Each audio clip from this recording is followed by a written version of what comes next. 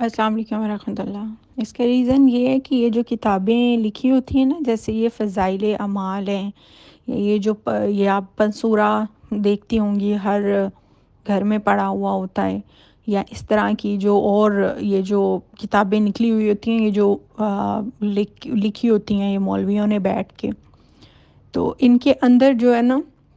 وہ جو حدیث اگر کہیں پر لکھی ہیں ان کے کوئی نمبرز نہیں ہوتے، اور یہ خود ساختہ دعائیں اور خود ساختہ وظیفے اور خود ساختہ درود، اور ایسے درود جو شرکیہ درود ہوتے ہیں۔ میں نے میرے گھر میں ایک پنسورہ پڑا ہوا تھا، تو وہ میں نے جب کھول کے ہم بھی اسی طرح سے پڑھتے تھے، ایسے ہی مطلب ایون عمرہ پہ بھی ساتھ لے کے جا رہے ہیں اور وہ والے درود پڑھ رہے ہیں، کیونکہ عربی ہم پڑھتے ہیں، عربی ہمیں آتی نہیں ہے، اس کی اردو پڑھنے کا کبھی ہمیں اتفاق نہیں ہوتا۔ اور یہ جو جہان کی کہانیاں اور جو جہان کی باتیں بابوں کی اور عجیب و غریب سی تعلیمات، وہ انہی کتابوں میں لکھی ہوئی ہوتی ہیں، جن کا دین سے کوئی تعلق نہیں ہوتا۔ تو وہ میں نے جب اللہ تعالیٰ نے مجھے عقل عطا کی، علم عطا کیا، میں نے اس کو اسٹڈی کیا، اسلام کو اسٹڈی کیا، علم حاصل کیا، عالمہ بنی، تو میں نے جب وہ پنسورہ کا سارا آپریشن کیا، تو اس میں وہ جو درود ماہی لکھا ہوتا ہے، درود تاج لکھا ہوتا ہے، جی وہ دعائی مستجاب ہے، پھر اس کے بعد میں ان کے ساتھ میں ان کے فضائل لکھے ہوئے ہوتے ہیں، اور یہ سب جھوٹ کہانیاں جو ہے نا وہ، اور شرکیہ عقائد کے اوپر مبنی جو درود لکھے ہوئے، اس کے اردو جو پڑھا، تو وہ میں نے لگایا بھی تھا، اس کے اوپر میرا کافی بیان بھی، ایک میرا وائس نوٹ میں نے اپنی فیمیل گروپ میں بھیجا بھی تھا لاسٹ ایئر، عید کا ہی وہ دن تھا، تو وہ جو ہے نا پنسورہ امی لے کر بیٹھی ہوئی تھی، تو وہ میں نے دیکھا، تو میں نے کہا کہ یہ دیکھیں کہ اس طرح سے، تو وہ کسی نے اس کا اسکرین شاٹ جو ہے نا وہ لگایا ہوا تھا درود کا۔ تو یہ سب چیزیں، پھر اس کے اندر عجیب و غریب قسم کی عبادات طریقہ لکھا ہوتا ہے، کہ وہ جی رمضان کو الوداع کیسے کہنا ہے، اور جو ہے وہ تراویح کو الوداع کیسے کہنا ہے، اور چاند دیکھ کے کیا حرکتیں کرنی ہیں، اور یہ عجیب و غریب چیزیں آپ دیکھ لیجئے۔ میں نے یہ کتاب پڑھی نہیں ہے نا، میں نے دیکھی ہے، مگر آپ اس کو کھولیں، آپ اس کا کوئی بھی دو چار پیجز جو ہیں، آپ اس کے اسکرین شاٹس آپ مجھے بھیج دیں، میں آپ کو، یعنی آپ خود اس کو پڑھ لیجئے، آپ کو خود آئیڈیا ہو جائے گا کہ اس میں کیا لکھا ہوا، جس کا دین سے نہ کوئی اس میں وہی بات ہے نا، کہ حدیث اگر لکھی بھی ہوگی تو عام انسان جو ہے وہ حدیث کو نہیں سمجھ سکتا، یہ ایکسپرٹیز کا کام ہوتا ہے۔ قرآن اس میں بیان نہیں ہوا، تو پھر کیا بیان ہوا ہوگا؟ کہانیاں، یہ سب کہانیوں کی کتابیں ہیں، جن کی وجہ سے ہم آج برباد ہوئے ہیں، کیونکہ ہمیں قرآن پڑھنا مشکل لگتا ہے، شیطان وہ پڑھنے سے روکتا ہے۔ تو آپ نے کہا کہ آپ کی والدہ جو ہیں وہ اسی چیز کو پڑھتی ہیں،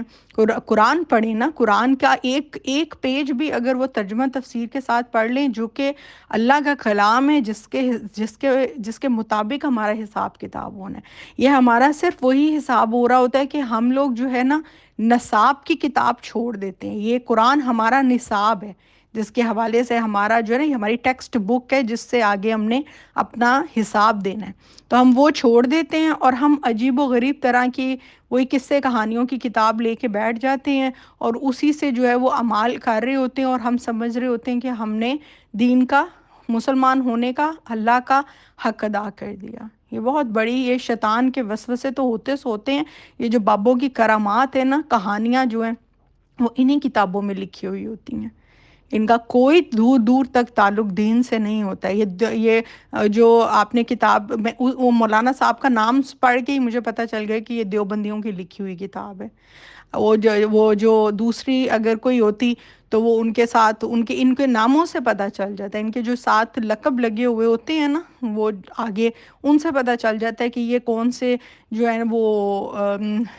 فرقے سے تعلق رکھتے ہیں۔ یہ فرقوں کے بابوں کی اپنی لکھی ہوئی کتابیں ہیں، اور یہ والے تو بابے وہ کوئی پرانے بابے نہیں، یہ جو عام تام مولوی اٹھ کے لکھنا مولانے شروع کر دیتے ہیں نا، وہ جی مولانا صاحب کی کتاب یہ نکل آئی ہے، تو یہ اپنی ان کی کہانی بازیاں ہوتی ہیں جو وہ لکھنا شروع کر دیتے ہیں، اور ان کا کوئی تعلق نہیں ہوتا۔ تو یہ آپ اس چیز کا خیال کیجئے، اور اس کا میں کسی ایسی کتاب کو نہ ریکمینڈ کرتی ہوں، نہ میں صحیح مانتی ہوں، کیونکہ اس کے اندر اب یہ پنسورہ کا کیا دھوکہ کرواتے ہیں۔ کبھی آپ پنسورہ کہیں سے خریدیے گا، آپ دیکھیے گا، میرے گھر میں بھی پڑا ہوا تھا، تو میں نے اس کا پراپر جو ہے وہ دکھایا بھی تھا اس کے حوالے سے، یہ میں کبھی اسکرین کے اوپر بھی دکھا دوں گی، کہ سٹارٹ میں یہ لوگ قرآن کی چند صورتیں جو ہیں وہ لکھ دیتے ہیں، 5-10 جو صورتیں ہوتی ہیں وہ لکھ دیتے ہیں، اور سب کو لگتا ہے کہ جناب وہ قرآن لکھا ہوا ہے، واہ واہ واہ، یہ تو بڑی مقدس کتاب ہے، اور اس کو آنکھوں پلکوں پر چوم چاٹ کر جو ہے نا وہ رکھا جاتا ہے۔ کیوں؟ کیونکہ قرآن لکھا ہوتا ہے۔ دھوکہ کیسے کرواتے ہیں یہ؟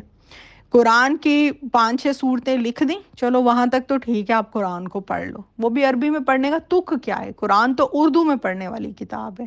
خیر، وہ لکھ دی، آگے اپنی کہانیاں شروع کر دیتے ہیں۔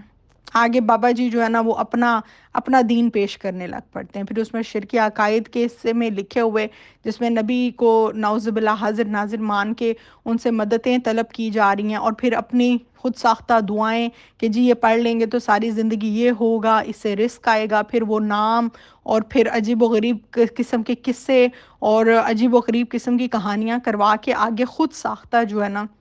وہ انہوں نے تمام جو ایک وہ ہوتے ہیں، وہ درود تنجینہ ہو جائے، درود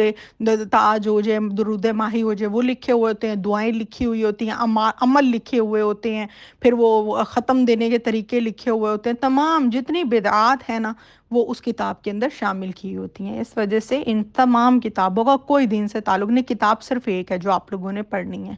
ترجمے تفسیر سے پڑھنی ہے، اور وہ بھی کسی استاد کی جو ہے نا وہ رہنمائی کے اندر پڑھنی ہے، اور وہ قرآن مجید ہے۔ یہ طریقہ ہے اسلام کو سیکھنے کا، اسلام کو جاننے کا، قرآن مجید ہے وہ پڑھنے والی کتاب۔ اگر آپ لوگوں کو احادیث سے لگاؤ ہے، آپ کو اگر فقہ سے لگاؤ، اس کے لیے علم حاصل کرنے کی ضرورت ہے، یا وہ بھی کسی ایکسپرٹیز سے آپ لوگ پوچھیں گے۔ یہ مسئلے مسائل خود آخذ نہیں کر سکتے ہیں گھر میں بیٹھ کے، اور نہ یہ والی کتابیں ہمیں یہ پڑھنا آسان لگتی ہیں نا، تو وہ کہانیاں، کیونکہ کہانیوں کی کتاب بچپن میں آپ نے دیکھا نہیں تھا کہ ہم جب اسٹوڈنٹ بھی ہوتے ہیں تو ہمیں اپنا نصاب پڑھنا مشکل لگ رہا ہوتا ہے، جو اصل جس سے امتحان دینا ہوتا ہے، مگر بیٹھ کے ہم جب ناولز پڑھتے ہیں، کہانیوں کی کتاب پڑھتے ہیں، وہ ہمیں بڑی آسان لگتی ہے، انسان کی سائیکی ہے۔ اللہ تعالیٰ سمجھنے کی توفیق دے۔